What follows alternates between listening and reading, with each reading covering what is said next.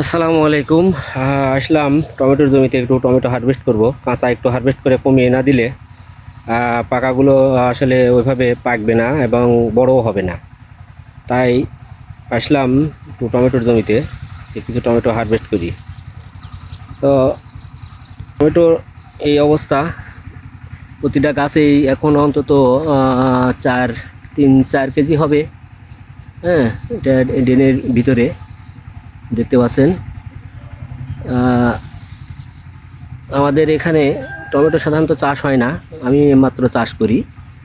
সবাই অন্যান্য ফসল করে, আমি টমেটোটা চাষ করি। প্রতি বছরই করি, একটু আগাম করি। এটা অত্যন্ত লাভজনক, আপনারা করলে করতে পারেন। এটা লাভজনক ফসল, একটু কষ্ট আছে তবে আনন্দও আছে। চ্যালেঞ্জ না থাকলে সেখানে আপনি ভালো কিছু পাওয়ার আশা করা যাবে না।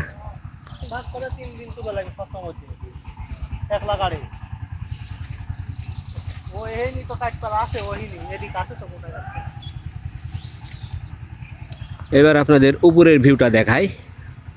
উপরে এই অবস্থা, 6 ফিটের মাচা দেওয়া আছে। অলরেডি 5 ফুট পার হয়ে গেছে 6 ফিটে যাওয়ার পথে। এখন 6 ফিটও পার হয়ে যাবে মনে হচ্ছে। তা এখন অন্য কোনো একটা বিকল্প ব্যবস্থা করতে হবে, যদিও আমার খুঁটিগুলো এখনও ইয়ে আছে, মানে উচ্চতা আছে। সেই হিসাবে আরেকটা সুতো টানা যায়। উপরের ভিউটা এরকম হয় হয়েছে। গাছের অবস্থা একেবারে ভালো অবস্থায় আছে। গাছ গ্রোথ অনেক, টমেটো আসতেছে, উপরের ফুল জ্বালাগুলো আবার আটকে আটকে যাচ্ছে।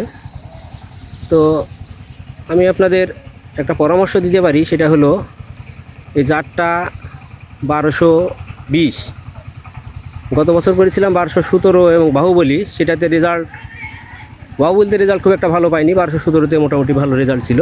যাই হোক, আমার আরেকটা জমি আছে, সেখানে 1217 লাগাইছি। খারাপ না, দুটা জাতি পাশাপাশি করতে পারেন। যে কোনো একটা জাত না করে দুটো জাতি করবেন, তাহলে রেজাল্টটা বুঝতে পারবেন। পরবর্তী সিদ্ধান্ত নিতে আপনাদের জন্য সুবিধা হবে। আসসালামু আলাইকুম।